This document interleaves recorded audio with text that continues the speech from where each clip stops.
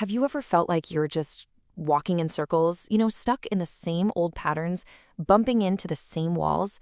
We've all been there. But what if the key to breaking free, to really expanding your world, isn't about finding a whole new map, but about just recalibrating your compass? And that compass, well, that's your curiosity. Let's dig into how we get it pointing in a new direction. Okay, so to really get this, we've got to start with one key idea: radial. All it means is moving outwards from a central point, kind of like the spokes on a bike wheel or rays of light from the sun. Now, in our lives, we are that central point. And that powerful outward movement, that's exactly what happens when our curiosity is fired up. And this quote just nails it. Curiosity is that force pushing us to explore radically. It's what lets us break out of our comfortable, sometimes boring little circles. It's our internal guidance system for growth. But what happens when that system starts to break down? Well, that breakdown, it leads to something I call the rejection cycle. And it's that painful loop we get trapped in when life, as it always does, pushes back, and our attempts to explore the world get met with a slammed door. It all starts with something we all do. We take a risk. We put a new idea out there, we ask someone out, we apply for that dream job. We're basically extending a part of ourselves into the world, just hoping for a good connection, for some success. And then, boom, we hit a wall. Rejection. It stings, right? And that simple little feedback loop can start to control the entire direction of our life. But this is where things get really, really interesting. Is it really just this one single moment that has enough power to shut us down completely? Or is there something deeper going on here? I mean, think about it. Have you ever had a pretty minor setback that felt like a total world-ending disaster? So here's the truth of it.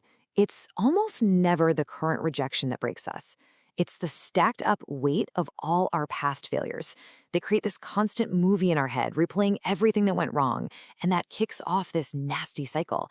Each new rejection just becomes one more piece of evidence in a case we don't even realize we're building against ourselves.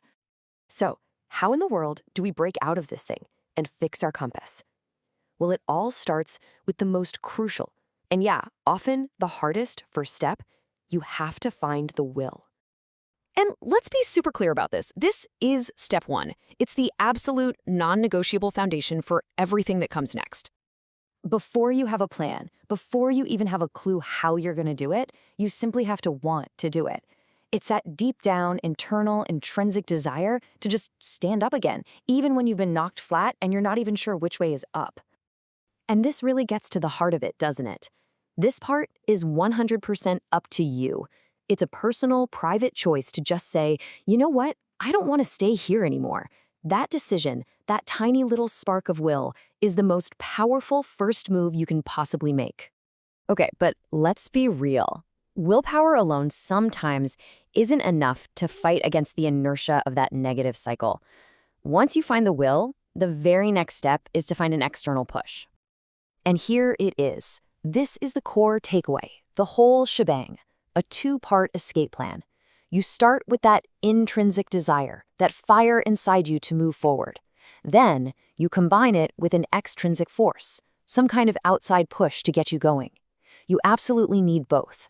One without the other just doesn't work. And what's so cool is that these pushes can come from anywhere. It could be the simple support of a good friend who reminds you how strong you are when you've totally forgotten. It could be a new perspective, reframing an old failure, not as a dead end, but as a lesson that's actually pointing you in a better direction. Heck, it could even be something practical, like a financial goal that just gives you that first little bit of motivation to get started. It's so important to understand the role each of these forces plays. Think of your intrinsic will as the engine. It's the sustainable, long-term power source.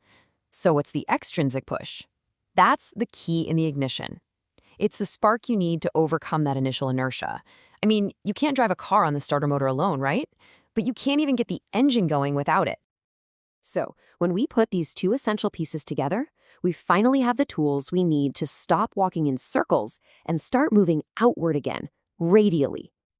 This is the formula, right here, in its simplest form.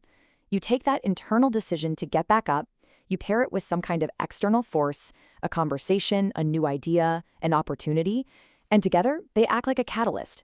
This is how you recalibrate your compass and remember that there are, in fact, countless directions left to travel. And that really leaves us with the final, and honestly, the most important question of all. Once you found your will and you found your push, once that needle on your inner compass starts spinning freely again, where are you going to let it point you next?